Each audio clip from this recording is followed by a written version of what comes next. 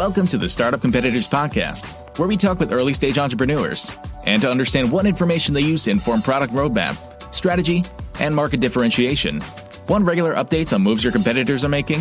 You can learn more at startupcompetitors.com.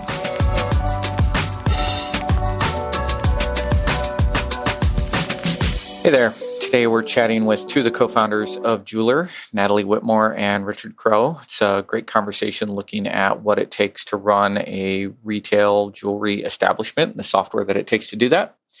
Natalie and Richard share a little bit about the legacy competition that they compete with in that space. They talk about the product that they're building, their product roadmap, spend a lot of time on the beta that they're running right now, both how they structured it, how they got those early beta customers, how they plan on converting those beta customers to launch. Talk a little bit about their launch plans in June in Vegas. And we spend a lot of time just looking at what it's taking to get this business off the ground and some of the early sacrifices that they've made. Check them out at jewelr.co, jewelr.co. And thank you so much for listening.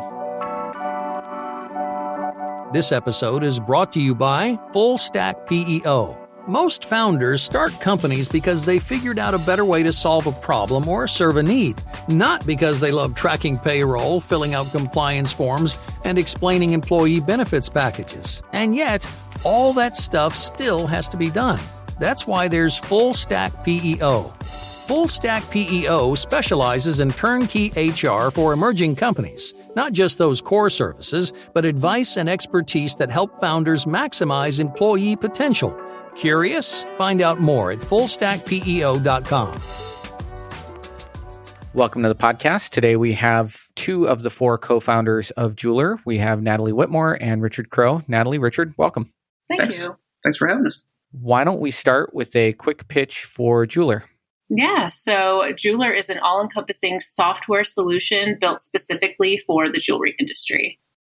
Let's go one layer deeper than that. If I was a jeweler and I was using Jewelr, what would my user experience be? What are the types of things that I'm doing? So we basically manage inventory, CRM, point of sale. Basically everything the store needs to run as a whole is what Jewelr provides. Got it. Current status of the company, any vanity metrics you can share, size of the team, revenue, funding, anything at all you're open to sharing with so folks know where you're at on the journey? Yeah. So right now we're working on building out our MVP. So we are probably about 50% through that. We plan on finishing out our, MVP product at March of 2020. And then we'll start beta testing, and then the full product should be available June of 2021. Sorry, I forget it's a new year. So yeah. I'm saying 2020. But it's just because you want to do over on 2020, and March is about the right time frame to do a do-over. So right. I do not want a do-over of 2020. I'd like to move on. Yeah. All right. How did you guys get started with Jewelr? Where'd the idea come from? How'd the four co-founders meet up? Walk me through that story. Right. So I started out in the jewelry industry probably about 7 to 10 years ago, and I started in wholesale. And one of the first things I noticed is that when my computer died and I lost everything, I went to go get a new computer, and they said, absolutely not. Like, our software doesn't run on new computers. You have to go on eBay and find something that runs on like 8 or 16 bits, something ridiculous. Oh, that's magical. Yeah. It was not magical for me because the computer I ended up getting ran even slower, making me less efficient. Then I moved to retail and found the same exact thing. Like, all of the software solutions that retail jewelers used were very outdated. I mean, it was literally like playing Minesweeper. Have you ever played that game? I have played Minesweeper. Yeah, it's just as frustrating too. It was just god awful. When I went to another retail place, they were using 7 to 8 different platforms just to run their store. They were all modern, but I literally had to log in to 7 different things to complete one transaction. It was very frustrating. So I went over to software, and this is where I met the co-founders, Sean, Steven, and Richard. And Richard, I'll let you take over the story from there. Yeah, so basically we work in a software company today. So we are full-time there and full-time with Jewelr. And I had Wait, that's 2 full times. That math doesn't work. It does for us. It's funny because I use how my story is I have a background in music business, and I was developing software for independent musicians on tour. And so I actually met with Ken Miller when he was with Developer Town, and talked with him a couple of times about, what I'm trying to do and whatnot. And unfortunately, that project pretty much came to a halt after a little bit. Then Natalie kind of got wind of, my background of, developing this type of software and business in general. And she's like, hey, I have this idea. Would you like to hear about it? So I said, yeah, sure. And she kind of, pitched me, and I did a little bit of research on my time. And Mike, to tell you that this specific industry is so archaic, I go, we have to do it. There's no other way to get around it. There's such a need for this type of technology because it's been completely ignored by the tech industry in together for a couple decades now. And so I go, well, let's do it. And me and her started to do the research, the high end, business stuff. And then a friend of the old partner that I had with my independent music app referred us to our CIO, Sean. And then he referred us to Steven, who is our CTO developer. Mm-hmm. And those two have been great. And that's pretty much all 4 of us. And so we've been building this thing for about a little over a year and a half now.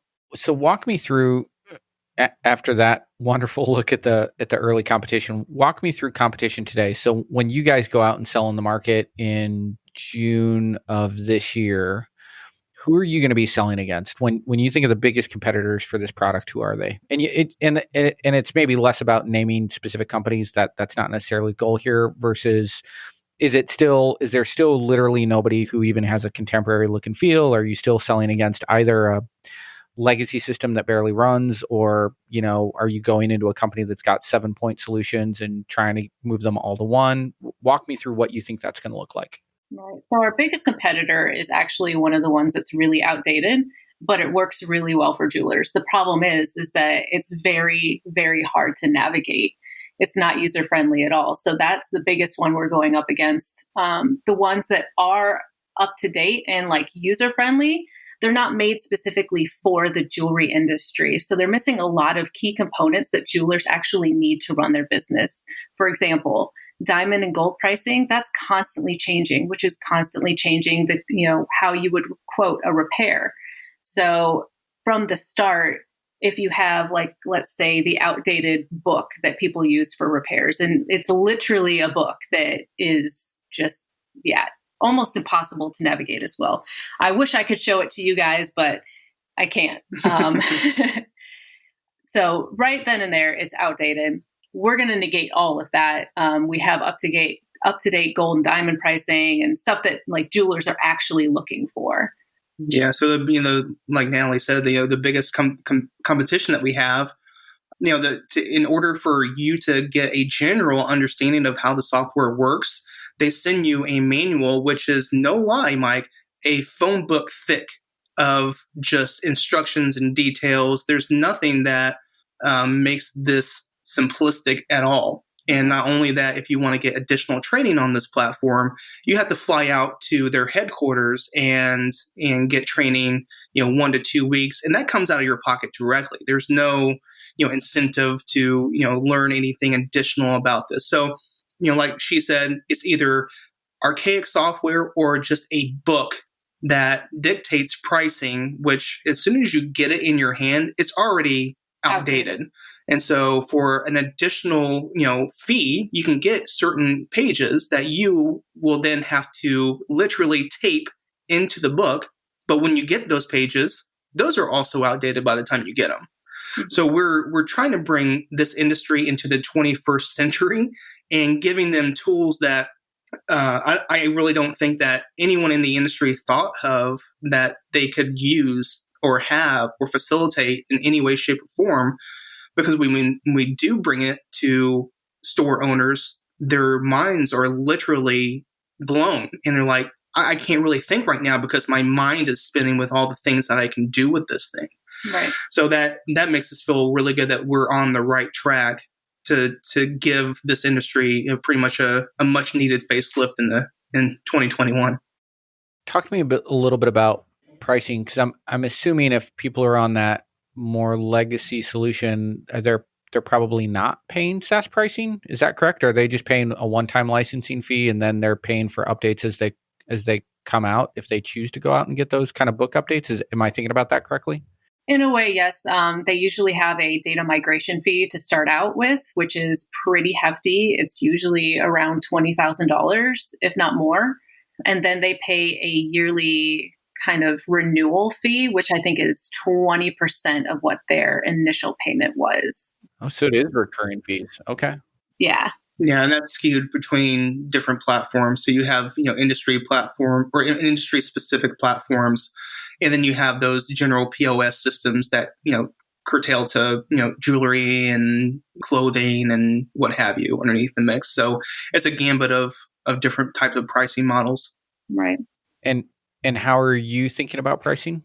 So we'll have the generic SaaS pricing. We will have a migration fee because we will have to migrate over a great bit of deal of data.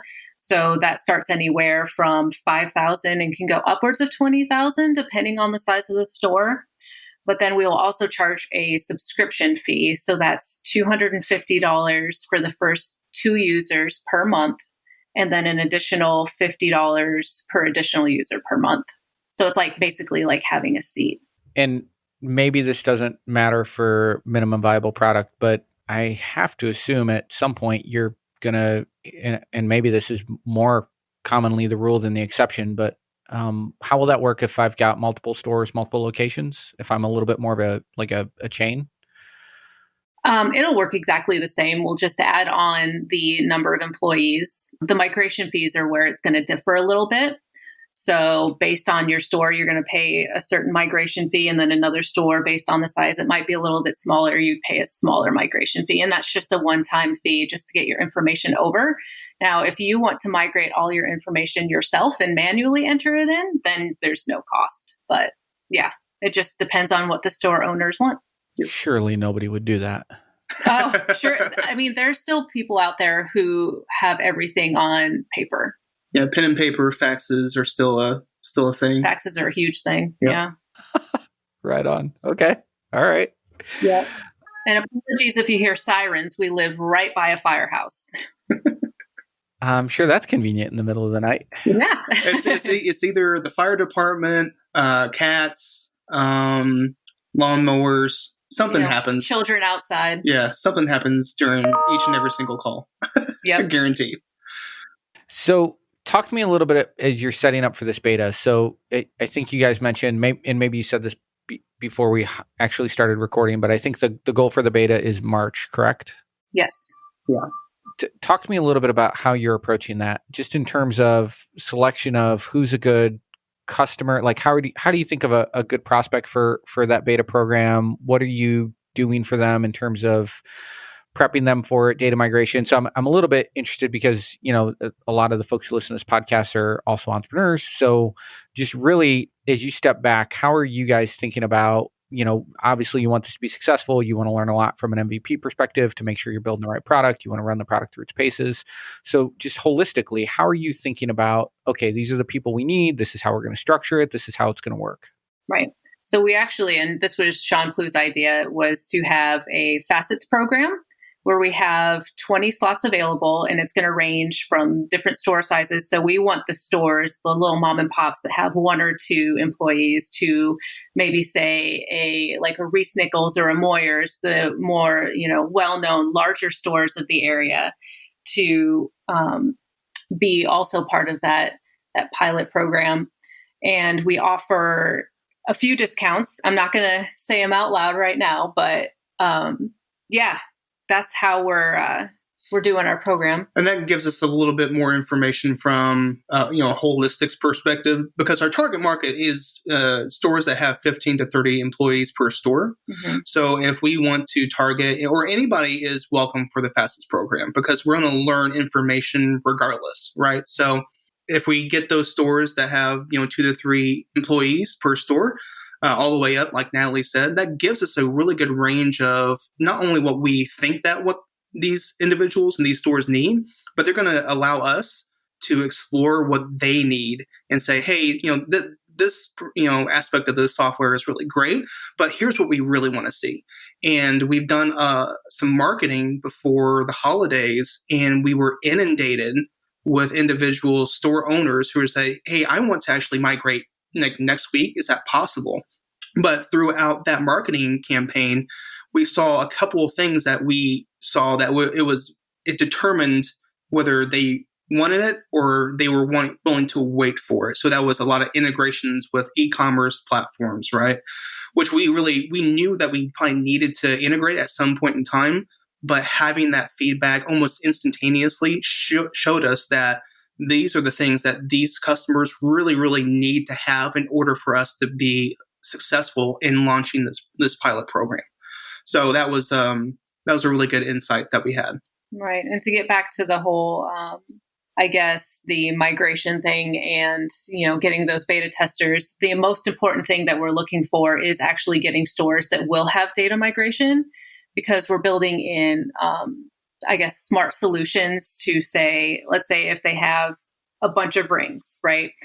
And they are all labeled 14 karat YG, which is 14 karat yellow gold, or they physically write out 14K YG. There's several different ways to write out the same information.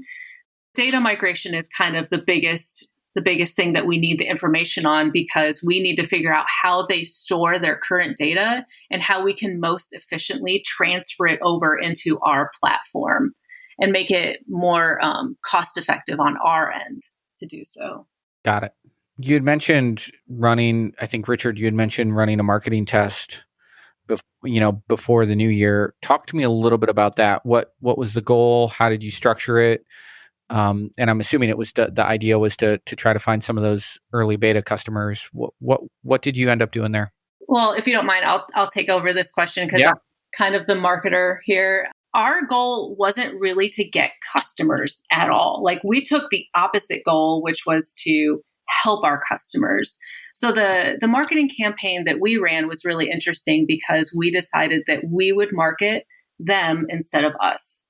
So what we did is on our Facebook page and our Instagram page is we took some of their best photos from Instagram and said, hey, check these guys out. It's the holidays, support local.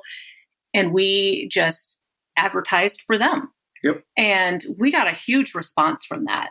A lot of stores signed up to be a part of that. They sent us all their information, yes, we want to be a part of it. And then in turn, they started to check us out too, which got us a lot of attention, which was great.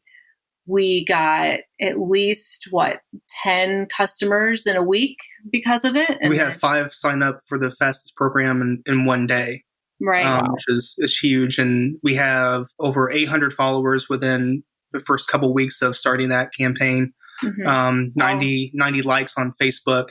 So it was one of those things where we weren't really, prepared to get that amount of influx in that shorter period of time without having a product ready to go. Mm-hmm. So we're like, okay, we have to dial back a little bit, but we have kept in contact with the people who have signed up and, here's the information that we need from you guys. And so with the holidays over, the holidays are the busiest season for jewelry retail stores alone. And so for the industry in a whole. So right now we're just getting back on the saddle and contacting and reaching out and getting all those things up and going. All right, Natalie, Richard, the most important question I'm going to ask you today, what kind of swag do you have for Jewelr? We have Yeti cups and we have t-shirts and we're always looking for great new swag. What do you suggest? You're already Wait, that's like one of the best answers I've had so far on this podcast. And you're still super. You haven't even done your beta yet. How could you have such a strong swag game? We just do. She loves marketing, but she also hates it. I have no understanding of how it works with her, but yeah, she loves it. Well, so I'll tell you a couple of interesting answers that we've gotten over the last year. Socks apparently are a big thing in the swag game. Like to send customers Jewelr socks would be like put your logo in a interesting pattern or something on the socks would be an interesting one. Huh. Actually, this one will. I think this is the episode that goes live just before this one. Devin from Connected, they have some interesting internal swag things that they use for their sales team, where as you sell so much in total combined revenue for the company, you unlock new levels of t-shirts internally. So like, I'm going to butcher this. I can't quite remember, but like, your first sale is a red t-shirt signifying first blood. Your second t-shirt is like some other color that I can't remember, and it's at $500,000 in total sales.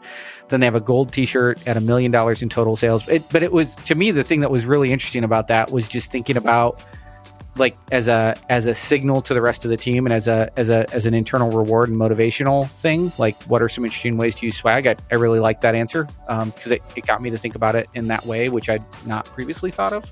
Yeah, that's great. So those would be my answers if you wanted to continue to push things. But man, Yetis are strong. T-shirts are good. I'm a hoodie guy myself, but T-shirts are good. Yeah. Yeah. The Yetis were a strong favorite for everybody. We shot ourselves in the foot though, because every time that we're on a meeting or a Zoom call and we have our Jewelr Yetis, everyone's like, ooh, I want one of those. And they are not cheap. They are not cheap. That's right. Yeah. Awesome. Well, if you need swag for your startup, you can reach out to the folks at Fuel Merchandise. It's fuelmerchandise.com. Mention Startup Competitors and get $10 off your first order. Awesome. Thanks. Great. Talk to me a little bit about what the next couple of years look like from your perspective. If I was to ask, what does Jewelr look like 3 years from now, what would your answer be? Yeah, so we have a lot of things in addition to our MVP that we're working on. The MVP is just basically the bare bones that every store needs to get stuff done. But we're adding on a really cool, innovative thing for jewelers, which is called Bench Jewelr. And it's where it walks a user step by step through a repair to get more accurate quotes. Right now, the average store loses anywhere from, I'd say, $50,000 to $250,000 a year in repair misquotes alone. So we're really looking to minimize that. Wow. Yeah. Another thing that we're planning on doing is Jewelr Marketplace, which is where jewelry stores, wholesalers, and manufacturers can all sell to each other. Right now, they pretty much sell to each other through Facebook or like different little things like that. And it's really unsafe. Like anyone can just pretend to be a jewelry store and scam them there. But the only people who would have access to Jewelr Marketplace are actual jewelers. So it kind of mitigates risk, at least for them on that end. So it's kind of like eBay for jewelers. Yep. And we're also trying to approach it as a training tool as well, because a lot of times you have inexperienced salespeople, which coincides with that huge repair loss. So you have one guy who's selling mattresses yesterday, and I'm going to try to sell $20,000 diamonds today. So we need to have a balance of, if a store owner comes in, he has a new salesperson, they don't know the ropes of the industry, which it takes a while to learn. At least 2 to 3 years. You can put in certain parameters and training questions in order for them to get the most accurate pricing available, regardless if it's a new sale, repair, and whatnot. So we look at it as, not only just a sales platform, inventory, software, but also a training software as well. Right. And to further expand on, I guess, where we're going, we are starting out with the United States, but we also plan to expand worldwide eventually. So hopefully in the next 3 years, we will start to add on potentially Canada and maybe a little bit of Europe. But yeah, this is a worldwide need. There's not anyone else out there that we've found yet that really provides the need. Right. And fun fact, two of the people who signed up for the Facets program are from Canada. Yeah. So that was pretty neat. So you have a second currency out of the gate. Right. Nice. Exactly. Yeah. How big is this market? The U.S. market has 166,000 retail stores currently, or at least when we did the research last year, it did. I'm assuming, based on the pandemic, that some stores have closed their doors. However, the stores that remain have only become stronger through the pandemic. So they've had record numbers this year, which is really surprising to hear, but it's great to know for at least the customers that are coming on, knowing that they're like really strong in their community to make it through anything. Mm-hmm. Any idea what's driving those record sales numbers? Well, at the beginning of the pandemic, a lot of people had to let go a lot of their extra staff. So that was part of it. So they were running on a leaner team. And then the stores that did close their doors, like those customers that went there had to go somewhere else. So they had an influx of customers and a leaner sales staff, which meant greater sales numbers. Got it. That makes sense. At what point do you think a more modern competitor emerges as you go down this path? Gosh, I mean, it could happen literally at any time. And we expect that. You know, we don't expect to be the only player in this game ever. And we, you know, plan on succeeding by listening to what our customer actually wants and needs, and just delivering great customer service and being there, you know, during the times that they need us the most, and not on vacation during the holidays like a lot of our competitors do. They'll just shut down and not be around, and a customer will call on Christmas Eve and they'll just get nothing. So what I like to always say too, Mike, is that, you know, from an executive perspective, I always want to put ourselves out of business first before somebody else. So that means, you know, let's think about innovation. Let's, you know, forward thinking, you know, type of ideal concepts, right? So if, you know, there's a competitor out there, what can we do to offset that challenge? Is there something that we can do better as far as technology is concerned? Is it something that, you know, customer support that we can do better? Just thinking on the level of, you know, putting ourselves out of business first before anyone else has a chance to, can always be beneficial as far as organizations concerned, in my opinion. I like it. I like the mentality. And Natalie, I really like what you were saying around customer support, particularly around the holidays.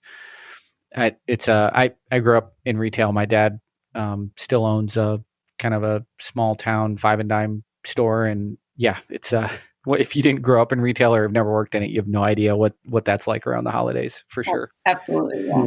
So talk a little bit about what's next in the immediate timeline horizon. So you've got beta testing coming up. Anything else going on that you guys would like to share? We do plan on going to JCK Las Vegas, which is the largest jewelry convention in the world. And that's in June of 2021. And that's where we plan to kind of do our full launch. So if you are there, look for us. I don't know if any jewelry stores listen to this podcast, but if we even have it in person this year. I'm skeptic there are jewelry stores who listen to this podcast, but if there are, that could be cool. Yeah, it'd be great. Hello. I mean, that's kind of like the biggest thing that's coming up. We're just super excited about getting it launched and getting customers in there and breaking everything.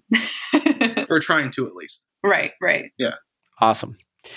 If folks would like to get in touch with either of you or to learn more about Jewelr, what's the best way for them to do that right now?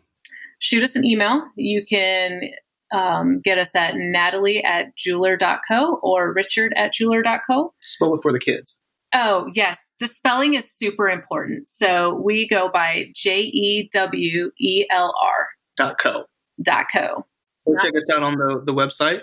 Yep. Jewelr.co as well. Sign up if you're interested in, you know, contacting us as well. We got our information on there. Yep. Awesome. Well, thank you both so much for taking the time. Absolutely. Thank you. Startup Competitors provides monthly handcrafted email updates on your top competitors. Keep up to date on new hires, marketing activities, events, awards, new product launches, pricing changes, funding, and a bunch more. Learn more at startupcompetitors.com.